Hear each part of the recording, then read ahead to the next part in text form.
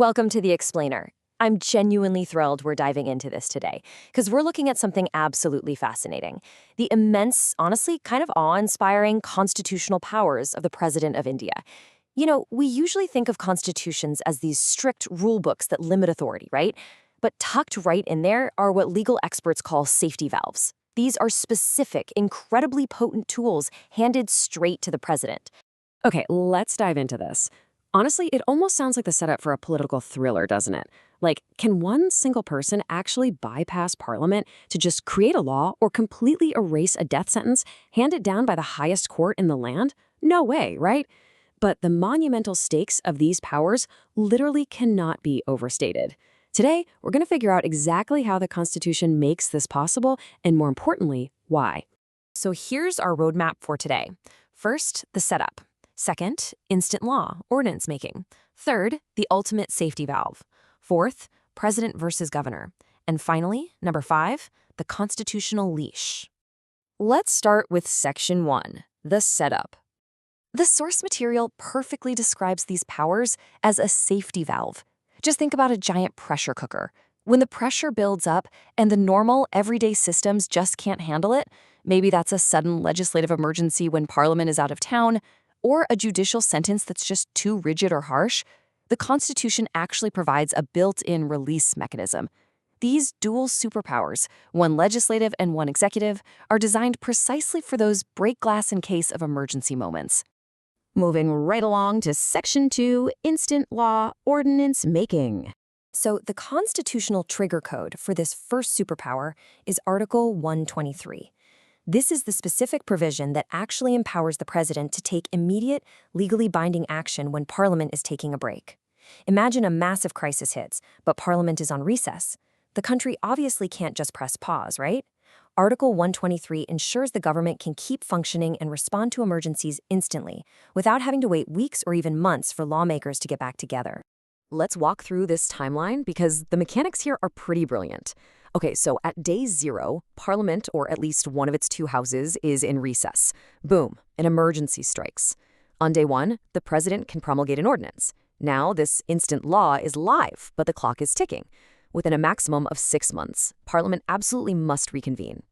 And here's the catch. Once they're back in session, they have exactly 6 weeks to approve it. If they don't, or if they pass resolutions disapproving it, the ordinance legally expires. It just completely ceases to operate. Now, you might be wondering about the math behind this absolute maximum lifespan. Why exactly 6 months and 6 weeks? Well, under the Constitution, the maximum allowable gap between 2 sessions of Parliament literally cannot exceed 6 months. So if an ordinance is issued on the very first day of a recess, it can survive for those full 6 months until lawmakers finally return. You add that mandatory 6-week review period once they reassemble, and bam, you hit that hard ceiling, exactly 6 months and 6 weeks. But hey, don't let the temporary nature of this power fool you. So the crucial point here is that an ordinance isn't merely a strong suggestion. While it's active, it carries the exact same force, effect, and weight as a permanent act passed by both houses of Parliament. The president just has to be satisfied that immediate action is needed, and at least one house has to be on recess. Actually, if both houses are in session, any ordinance issued is completely void. Let's move to Section 3 and see how this builds, the ultimate safety valve. Enter Article 72. If Article 123 was the legislative trigger, Article 72 is the executive one. This grants the president the profound, sweeping ability to forgive and alter punishments. Specifically, we're talking about offenses against any union law, punishments handed down by military courts, and crucially, all cases involving a death sentence. It's basically the ultimate act of mercy built right into the state's legal framework. Okay, let's break down these dense legal terms, because the distinctions here are absolutely crucial. The president essentially has 5 different types of mercy. First up, a full pardon. This completely absolves the convict. They're set free entirely, like the crime never even happened. Then there's commutation, which swaps a harsh punishment for a lighter one, say taking a death sentence down to life imprisonment. Remission simply reduces the time. So if you have 2 years of rigorous imprisonment, it might be cut to 1 year, but it stays rigorous. Respite is super interesting. It's awarding a lesser sentence due to special facts, like a convict's physical disability or a pregnancy. And finally, reprieve, which is just a temporary stay of execution, usually to give the convict enough time to actually file that mercy petition.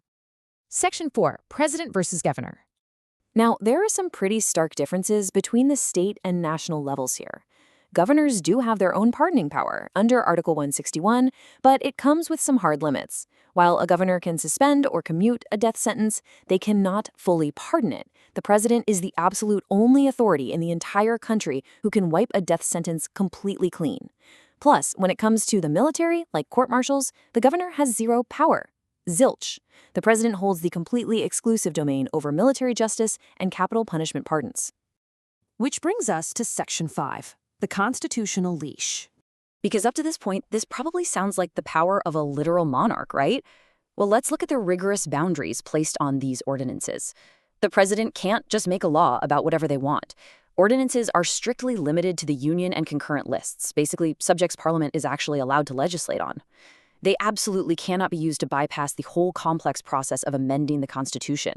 They cannot violate your fundamental rights. And here's the real kicker. The president doesn't just do this on a whim.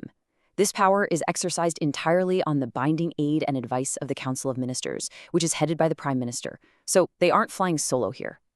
And this brilliantly illustrates how the judiciary keeps a very close watch. The Supreme Court has been super clear about this, especially in major cases like DC Wadhwa. If a government tries to sidestep Parliament by just reissuing the exact same ordinance over and over again without ever trying to pass it as a real bill, the Supreme Court straight up calls it a fraud on the Constitution and will strike it down. The power has to be used for genuine emergencies, for sure, not to hijack the whole legislative process. Now, the pardoning power. That's surprisingly constrained as well.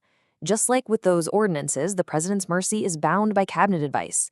It's really the elected government making the call through the president's pen. Also, the convict has no right to an oral hearing before the president. And while it might seem like a total lack of constraint, the fact that the president isn't required to give reasons for accepting or rejecting a mercy petition is actually a rigid procedural rule. The courts established this specifically to keep executive power totally distinct from the judicial appeals process. But make no mistake, the Supreme Court is still the ultimate guardian here. In landmark rulings like the Kirhar Singh case, the court made it known that while the president's discretion is incredibly wide, it's not entirely immune to judicial review. If the Supreme Court finds that a pardon decision was totally arbitrary, completely irrational, made without the proper application of mind, or just based on bad faith, what the lawyers call mollified, they can and absolutely will step in and intervene. Actually, here's a truly fascinating anecdote that proves this exact point.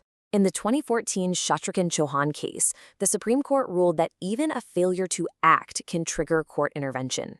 They essentially declared that an undue, unexplained delay by the president in deciding a mercy petition causes such prolonged psychological agony to a death row convict that the delay itself is grounds to commute the death sentence to life imprisonment. So yeah, even inaction is held legally accountable. So what does this all mean? We've seen powers of staggering scope today, wide discretion to create laws overnight, and literally save lives from the gallows. Yet they're all tightly leashed by cabinet advice and Supreme Court oversight. It's like a giant, stunningly intricate puzzle. Are these safety valves enough to perfectly balance executive power and absolute justice? Well, it's a very delicate balance that the Indian Constitution strikes, and it's something to deeply consider the next time you see breaking news about an ordinance or a mercy petition. Thank you so much for joining me on this explainer. I really hope you found diving into these constitutional superpowers as fascinating as I did.